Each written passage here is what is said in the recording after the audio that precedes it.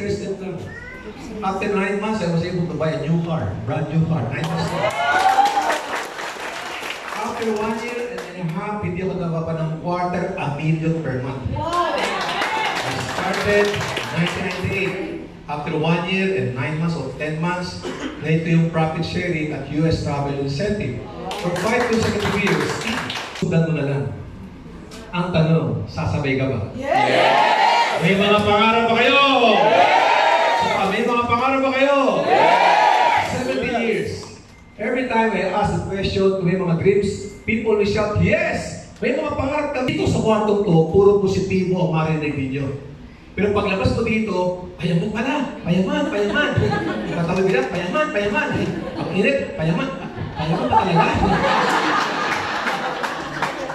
Bakit ba yan? Dito, yes! Ako na susunod! Ako na yayaman! Na-traffic ka lang, wala ka na eh. Ibig sabihin, number 1 goal natin ngayon, tanggal yung duda ninyo. Yes. Kasi kapag duda ka sa bagay, wala kayong gagawing aksyon. Pag walang aksyon, walang resulta. Correct? Okay magduda, huwag papatagalin. Baka naman 6 months ka na grabe eh. Bakit ba mayayaman dito? Yung katabi nyo mayayaman na ikaw, puto kaya ito. Alam nyo ba, lahat ang yumaman di sa Global, nagduda na kami mismo nagduda eh. Pero huwag papatagalin.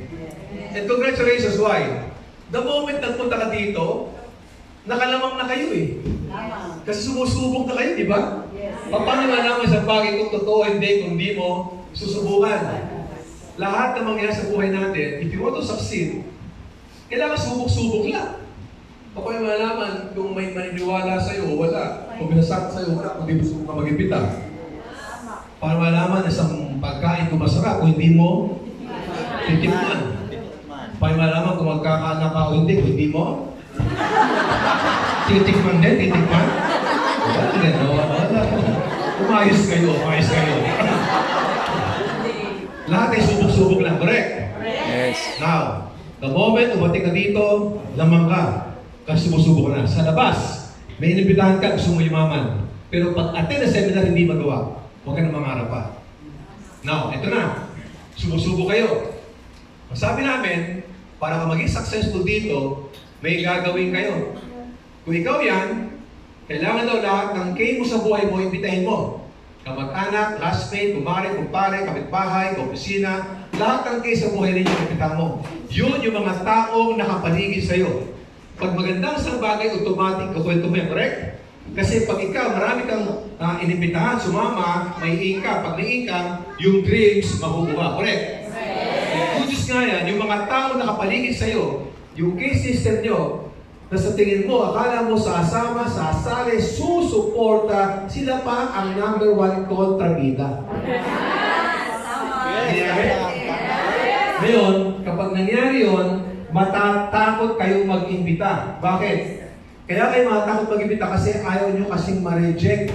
And that's the reason why kaya hindi tumutuloy ang tao. Sensitibo sila.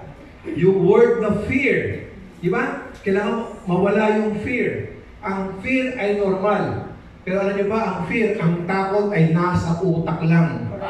Ang takot ay nasa isip. Di ba? Totoo yun. Yung kanta yun, pero kung ano. Pag inaisip mo maganda, totoo. Pag isip pangit, totoo. So, ingatan ninyo yung mga inisip natin, yung mga takot na yun. Normal mo matakot? Of course.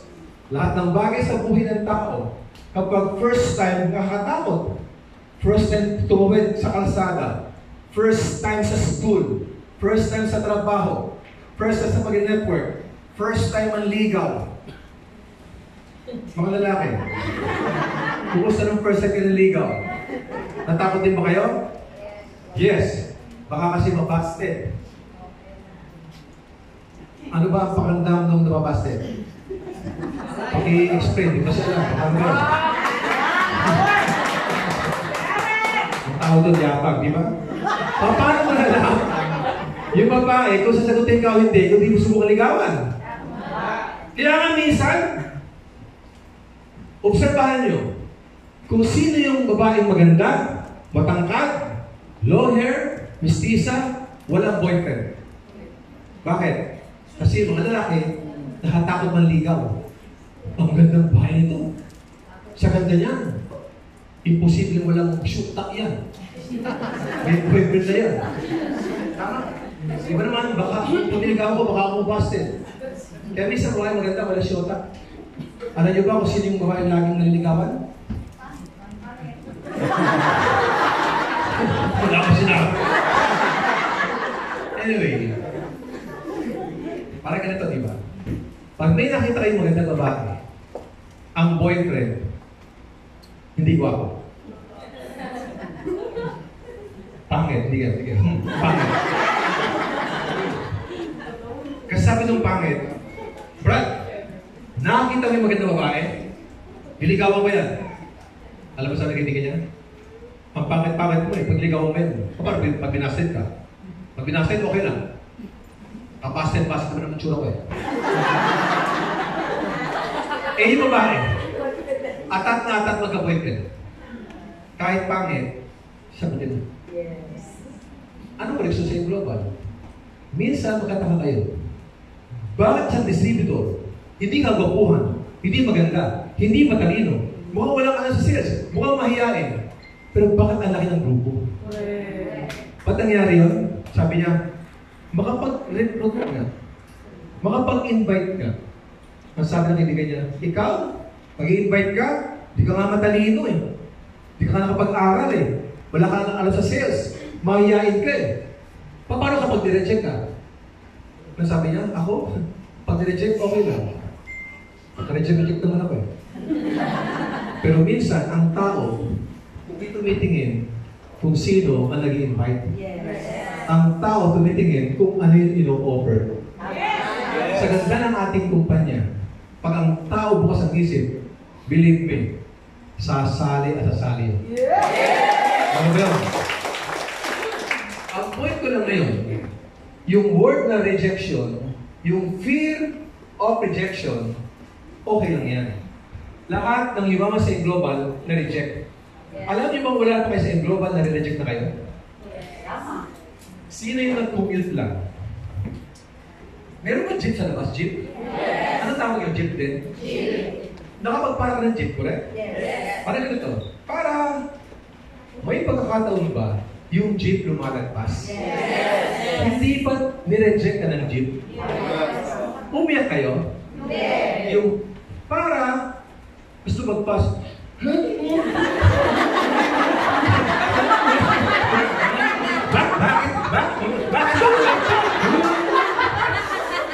Umiyak kayo? Hindi ka umiyak. Kasi alam mo, kaya nung magpas yung jeep, may dahilan. Yung jeep, gagarahin na. Baka sumabit, o yung jeep, puno na. Kaya lumagpas. Ano ginawa nyo? Hindi ba't naghintay ka ng panibagong jeep? Yes. Para lagpas. Para lagpas. Hanggat na yung jeep na huminto sa harapan nyo, sumakay ka at mapuntahan mo yung gusto mong puntahan. Yes. Sa global, ganun din. Gusto mo maging global? Ayaw. Lagpas. OBI, ayaw. Lagpas. Ikaw gusto mo easy, ayaw. Lagpas. Ikaw, ayaw mo, lagpas. Huwag yung batuhan, malagpasin mo lang. Hindi nyo mahamalayan, meron at merong hihinto sa harapan nyo. Yes. Aalamin, ano ba yung global na yan? Hihinto siya, aalamin, hindi nyo mamalayan, katabi mo na sa ngayon, kasama mo na siya, pasapay kayo sa mga pangarap mo. We were rejected for so many times. Joseph Lee, Carlo Benaventura, sino pa? Si Albert, lahat ng mga top earners, kami. Hanggang ngayon, ngayon ba, i-invite pa rin kami? Yes. Lahat ba inimbitahan namin, sumasama sa amin? Hindi. Ibig sabihin, kung kami nga nare-reject, mga top earners, top 20, Hall of Famers nare-reject, how much more kayo, nag-iisa pa lang? Yes. Diba? Ibig sabihin, kapag nare-reject kayo, walang mali sa inyo. Nagkataon lang, hindi pa right person yung inimbitahan mo. Yeah. Ang nagpapahirap sa distributor ay distributor din. Bakit? Ayaw na nga Pinipilit niyo pa, sige na naman, sumama ka sa akin.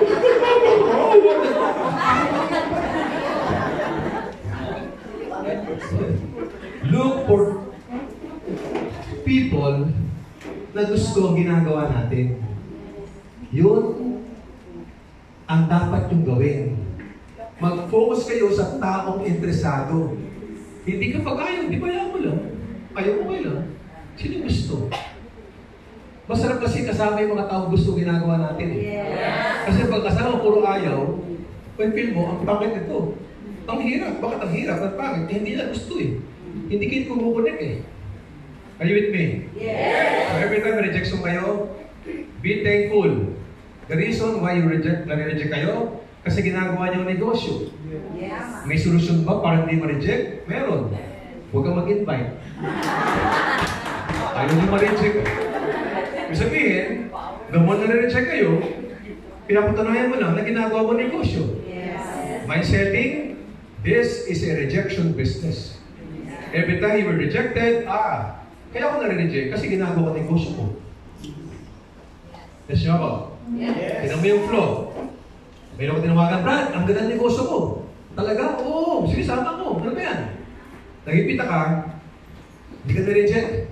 Nakapagkita sa inyo. At nakapagkita sa inyo, nag-one-on-one ka. Nag-one-on-one ba kayo? Yes. Kausap mo, dodrawing ka, ikaw to. Kinausap mo yung prospect mo for 1 hour, 2 hours, pinakapin nyo pa, pinabrilenta mo nyo pa. At ang sabi, grabe, ang ganda pa ng end robot. Baliw na baliw. Tulo laway, power. Kaya baliw na baliw. Yes. Ito na to. Ito na yung agila ko. Ano, maganda ba? Sabi siya, pare, napakaganda. Ikaw maganda. Ano, gusto mo na mag-join? Tapos bukod, ha? Gusto? Gusto ko sana eh. Ba't sana? Ira.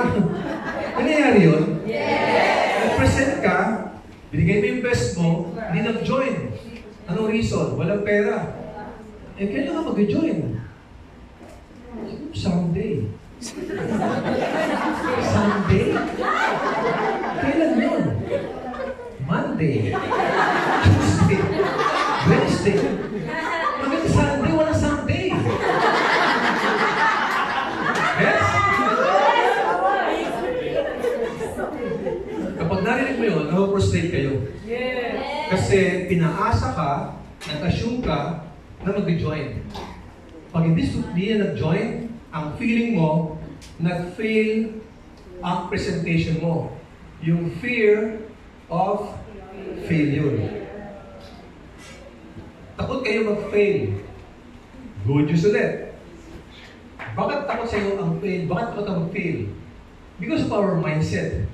Ang salitang failure, tunog negative. Tama? Estudyante, pag nag-take ng exam at nag-fail, ang feeling niya, ang bobo niya. Minsan binubuli sa school. Ang empleyado, 10 magandang ginawa sa opisina, hindi papansinin. Isang palpak mo, yari ka. Kasi ang mindset natin, mali, magkamali. Nung bata ka, anak, huwag kang akit ng hagdan.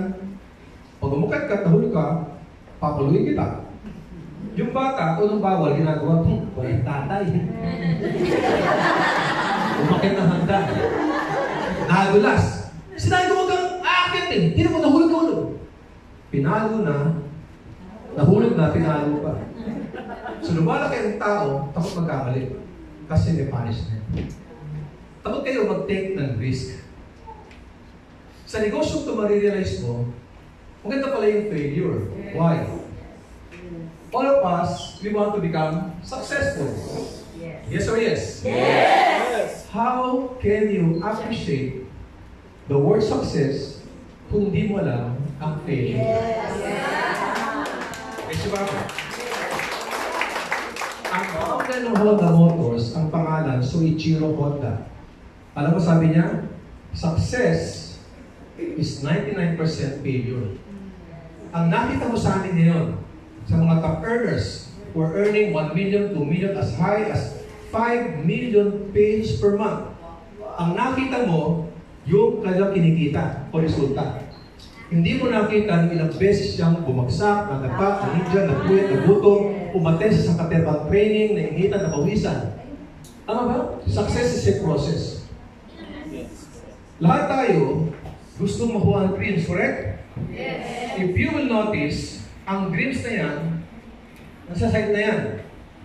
Kung ikaw ito, yung dreams mo, ayun. Abot tanaw ang dreams. Pero hindi yung pwedeng hawakan. Kasi bago yung makuha yung mga dreams nyo, may proseso. Tama, may process yan. Kaya nga success is not a destination. Success is along the journey o yung proseso. Kaya kung kayo handa sa proseso na yun, I can guarantee you, yung dreams na yan, at kung gusto niyo, mangyayari at makukuha mo yan. Kaya lang, prepared kayo. Kaya importante itong training na to. Now, kaya ako unang binabagit ito, fear of rejection, fear of failure, kasi dito lahat mag-uumpisa. Pag hindi mo ito kaya, guys, look at me, diretsuhan tayo. Pag hindi mo kaya tanggapin na mayroong rejection, hindi mo kaya tanggapin na mag-fail ka, ako magkasabi sa'yo, huwag ka nang tumuloy. Kasi mahirap mo na sarili mo. Pero ngayon pa lang, at naka-mindset ka, na handa ka dito, tanggap mo ito. Kasi nga, because of the process, believe me, magugulat kayo sa magkukuha mo resulta. Nagsabi, bakit? Global lang ba paraan para ang pangarap ay makuha? Maraming paraan para ang dreams ay makuha. Mas? Dreams. Ano mo ito ha? Ang dreams, para makuha, kailangan may pera. Correct? Kasi may price natin. Kotse, travel, house and lot, lahat yan may presyo. Malaking pangarap, ang iyong income, maliit. Paano magkakasya ang malaking pangarap sa maliit na income? Para ang pangarap ay makuha, lakihan ang income. Ang income, may pinanggagalingan. Either mag-empleyado kayo o mag-business. Kung sino yung magandang kotse, nakakapag-travel, kadalasan, mga negosyante. Kung merong empleyado, huwag kayong mag-alala. Walang masama sa employment. Don't get me wrong. Employed ako sa hotel ng 12 years. Doon ako nabuhay ng maayos. Pero napag-alaman ko, kung may mga pangarap kayo, huwag kayo tatandang empleyado. Kasi bilang na bilang sa daliri ang mga empleyado ng pangarap kayo nakuha. Politiko, walang masama sa employment. Lalo na kung kayo ay well compensated. Now, paano yung mayaman na empleyado kung pag-sales katapusan? Hindi ka pa nga sumusweldo nung umutang ka na. Eh di mag-negosyo ka, pero hindi lang ang tao pwede mag-business. Kasi in any business, kailangan ng kapital, kailangan ng experience, kailangan ng skills. Agree? Yes. Hindi ko successful, hindi ka mo sa restaurant business, pwede mo gayahin. Any business itatayo mo, kailangan hands-on kayo. At ang lahat ng negosyo, merong risk. Merong utang, may calamity, may competition, lahat yan. Ano ang good news? Pag nag-join ka sa global, hindi ka empleyado. Kayo ay negosyante. Itong global na to, this is your own business at ikaw yung boss sa sarili mo. Kasi ba ako? Ang magpapayaman sa'yo dito, ikaw. Kasi negosyo mo to. Sa umpisa, hindi mo ito gagawin mag-isa kasi hindi mo alam. Kami ang magtuturo step by step. And since negosyo mo to, kailangan seryoso ka. Pag business pag-uusapan, what comes to mind? Chinese. Kasa magpunta, mayroon Chinese restaurant. Nagpunta ko ng Europe, may Chinese restaurant. Middle East, mayroon Chinese. Asia, even sa Africa, ang daming Chinese restaurant. Hindi marunong English, pero tuloy-tuloy ang negosyo nila. Pilipino, anak, mag-art ka mabuti. Tapos sa pag-aaral, maghanap ka ng magandang trabaho. Chinese iba, anak, ikaw aral buti, ha? Pero tapos aral, ikaw hawak atin negosyo, ha? At kailangan sa Diyos. Meron sa kwento. Isang Chinese, malapit na mamamatay. Naghihingalo. Sabi niya, ako lungkot. Ako lapit na matay. Ako lungkot, iwan ko mahal ko sa buhay. Mga ganyan siya. Nasaan aking mga magulang? May magulang pa? Tumatibra. Yung parents, dahan-dahan. Aming anak! Dito kami iyo tabi! Sabi ko, nasaan aking mga kapatid? Dumating kapatid, dami! Oh, may kapatid! Dito lang kami iyo tabi! Wala na ginamit. Asaan aking asawa? Aking asawa! Dito lang ako yung gabi. Wala na pala yan. Saan si Junior? Aking itay! Dito lang ako yung tabi. Nahuhulo sa kama. Nasaan? Si Nene! Si Nene. Nagpunta si Nene. Sabi na Nene, aking itay! Dito lang ako yung tabi. Walang narinig yun? Yung tatay bumangon! Ano? Lahat kayo dito aking tabi? Sino pantay ating grocery?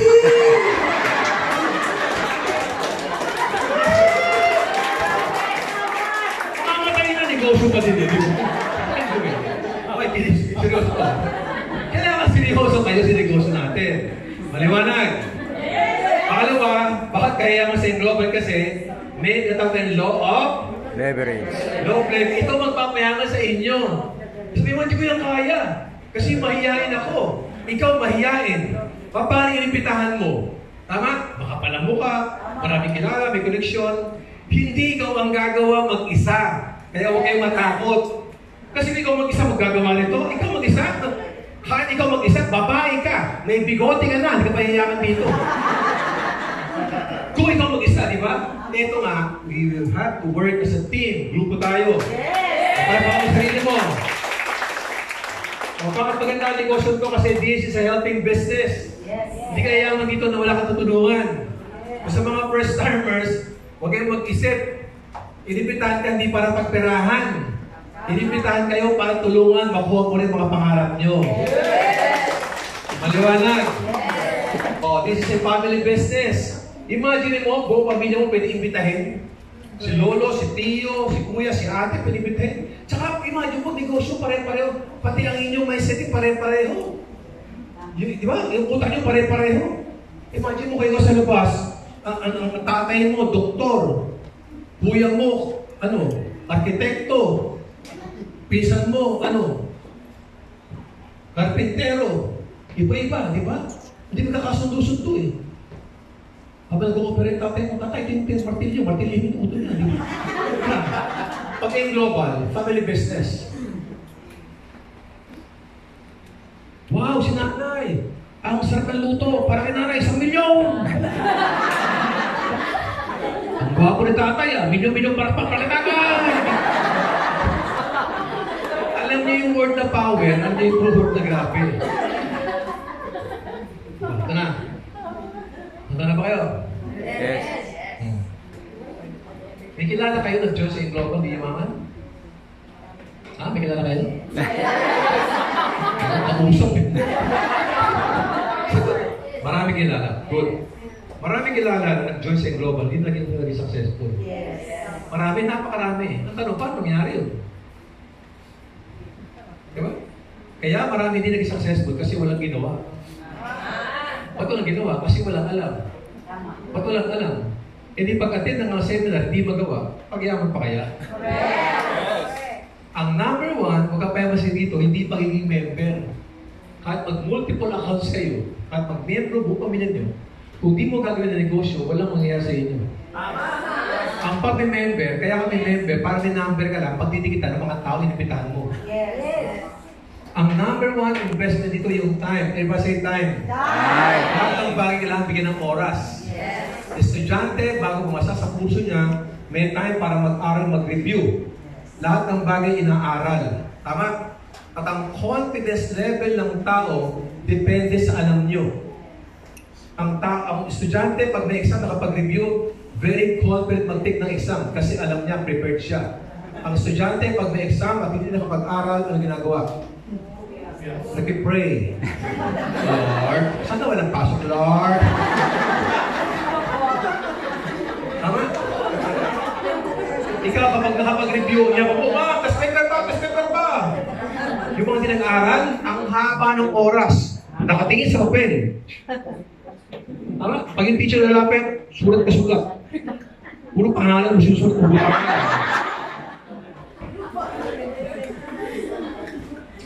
Are you getting me? Yes. So dito, ang investment mo oras, kailangan meron kang tamang pag-uugali. Kaya nga laging Mark's training, yung attitude. Diba say attitude? Attitude. 85% kailangan attitude.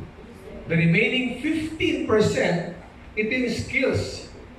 Bakit mas mataas ang attitude compared sa skills? Kahit ang skills ang ituro sa'yo, kapag pasaway ka, wala kayong matututunan. So, unang kinukorek, pag-uugali mo na, kailangan merong humility. Kaya nga, bawal dito yung alam ko na yan attitude. Iba ang alam sa narinig. Narinig mo to, pwede mo to alam.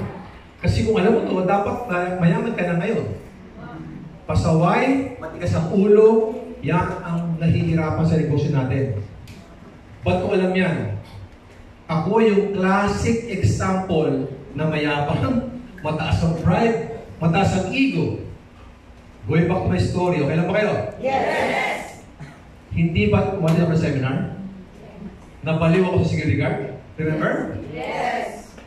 Pag ko sa bahay namin, hindi ko matulog. Every time I close my eyes, nakita ko bilog. Bilog. Yung mga tao sa hotel namin, guests namin, kaptrabaho ko, ang tingin ko, bilog. 2 weeks. After 2 weeks, 2 months. After 2 months doing this kind of business, I resigned from my job. I have a very promising career sa hotel industry. Pero iniwan ko yun. Due ako for another promotion. Tama? Yung mas senior sa akin, ako na yung next. Ino-offer sa akin, hindi ko tinanggap. Why? Yung papalitan ko, matagal na sa hotel, medyo may edad na, walang sariling kotse, yung bahay, malamang di ba yan? Sabi ko, kung anong present niya, yun ang future ko. Yes? Make sense? Yes! Kaya, I said from my job, maraming tao, kamag-anak, even my in-laws, nagaling sa akin, sila ng ulo ko. Maraming estudyante, after graduation, trabaho hinahanap, negosyante, nag-close yung mga business. Ako, bakit nag-resign? Kasi may nakita ko. Eto na, resign! Very excited! Takbo dito, takbo dyan. Prospecting dito, bilog-bilog dito, bilog-bilog dyan. Demo dito, demo dyan. Power! Wala sumasali! Guess nyo ako? Yes! Ba't tumatawa kayo? Wala ka sumasali. Kaya ka tumatawa kasi nakaka-relate kayo. Correct? Yes! Sabi ko, grabe, mali yata ang ginawa ko. Guys, importante ito para makita mo yung flow. I resigned from my job. Walang mag-join sa akin. Nahirapan ako. Ang ginawa ko, pinuntahan ko si James. Sino si James? James, sponsor ko. Sabi ko, Brad, bakit ang hirap? Sabi nyo, ikaw to. Ibitay mo kaliwa mo, di kanan mo. Yung kaliwa dadami, yung kanan dadami, mag-join, hindi mo alala, hindi mo nag-present, pero ang dami mo kikitain. Ang ganda sa drawing. Tama. Ikaw to, pag inimbitahan mo yan, hindi mo alala, pag nag-join yan, may percent ka, Ang ganda sa drawing. Pag ginagawa na, mahirap pala. Sabi niya, sir, totoo talaga yan. Sumama ka liwa, sumama ka na. May income talaga eh. Sa ilalim, talaga naman eh. Pero kailangan maturuan ko ng sistema. Ituro mo sa akin. Ano ang gagawin ko? Talaga ba sir? Handa ka na? Oo nga! Ano? Ano sistema? Sabi sir, para maging successful dito, kailangan lahat ng sasabihin ko, ituturo ko, sundin mo. Ang hirap. Kasi ako yung boss. Correct? Sabi niya, sir, kung pag-uusapan na yung hotel, lahat ay tuturo mo, susundin ko kasi alam mo yan. Sa networking, ako